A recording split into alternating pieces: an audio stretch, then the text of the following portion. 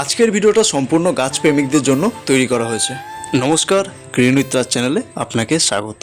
আমরা কম বেশি প্রত্যেকেই গাছ লাগাই, কেউ ছাদে, কেউ বাবার গ্রাউন্ডে। অনেকেই বলে যে ড্র্যাগন গাছে কুড়ি আসছে না, বা কুড়ি আসলেও সেটা কিছুদিন পর ঝরে যায়। আজকে আমরা আলোচনা করব ড্র্যাগন গাছে কুড়ি না আসার কারণ এবং কুড়ি আসলেও বা সেটা কেন ঝরে যায়। ড্র্যাগন গাছে কুড়ি না আসার প্রধান কারণ হলো গাছকে ঠিক সময়ে প্রুনিং না করা। পরিমাণ মতো খাবার এবং পর্যাপ্ত সূর্যের আলো কিন্তু ডিপেন্ড করে আপনার গাছের কুড়ি আসার ওপর। ড্র্যাগনে কুড়ি নষ্ট হওয়ার মূল কারণ হলো পিঁপড়ে। ড্র্যাগন গাছে যখন কুড়ি আসে তখন গাছে পিঁপড়ের উৎপাত হয় এবং এই পিঁপড়ে ড্র্যাগনের ছোট্ট কুড়িগুলো থেকে মিষ্ট রস শোষণ করে নেয়, যার ফলে কুড়িগুলো আর বাড়তে পারে না, হলুদ হয়ে ঝরে যায়। অতিমাত্রায় ভারী বৃষ্টি এবং পরিমাণ মতো খাবারের অভাবেও ড্র্যাগনে কুড়ি নষ্ট হয়ে যায়।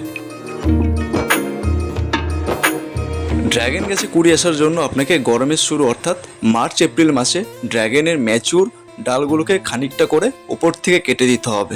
ডাল কাটার 1 থেকে 1.5 মাস পর ডালের মধ্যে যে নোটগুলো রয়েছে সেখান থেকে কুড়ি বেরিয়ে আসবে। গাছকে হেলদি রাখার জন্য আপনি কাটা অংশে ফাঙ্গাসাইড ইউজ করতে পারেন। ড্র্যাগন গাছের এই নোটগুলো থেকে যখনই কুড়ি আসবে তখন আপনার গাছে পিঁপড়ের আক্রমণ শুরু হবে, সেই দিকে অবশ্যই আপনাকে খেয়াল রাখতে হবে। ড্র্যাগনের কুড়িগুলোকে পিঁপড়ের হাত থেকে বাঁচাতে আমি আরশোলা মারার চক ব্যবহার করি, আপনারাও সেটা করতে পারেন। ড্র্যাগনের যে ডালটাতে কুড়ি এসছে সেই ডালটাতে আপনি চক দিয়ে ওপর নিচ করে দাগ দিয়ে দিন, কিছুটা হলেও পিঁপড়ের আক্রমণ কমবে। ড্র্যাগনের ফুল সত্যই সুন্দর। ফুলটি মূলত ফোটে রাতের বেলায়, সকাল হতেই ফুলটি নষ্ট হয়ে যায়। ড্র্যাগনের ফুল যেহেতু রাতে ফোটে, নিশাচর কীটপতঙ্গ বিশেষ করে মথ এদের পরাগ মিলন ঘটায়। জমিতে ড্র্যাগন গাছে একসাথে অনেক ফুল ফোটে, সেখানে মথ বা নিশাচর কীটপতঙ্গের পরাগ মিলন ঘটায়। আমার আপনার বাড়িতে কয়েকটাই ফুল হয়, সেক্ষেত্রে আমাদের নিজেদেরকে পরাগ মিলন অর্থাৎ হ্যান্ড পলিনেশন করিয়ে নিতে হবে। বাকি প্রজাতির ফুলের থেকে ড্র্যাগনের ফুল সম্পূর্ণ আলাদা। এই ফুলের গর্ভকেশর থেকে ফুলের একেবারে বাইরে।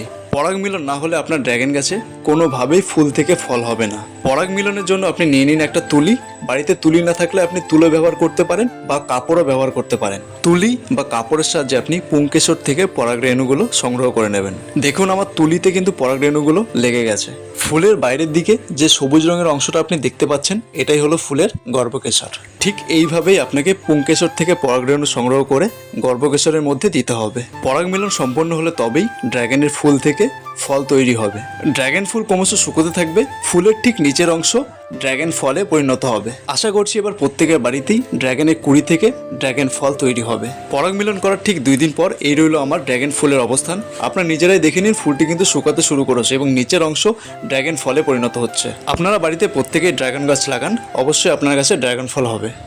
আর এর বাইরে কোনো রকম অসুবিধা হলে অবশ্যই আপনারা কমেন্ট করে জানান।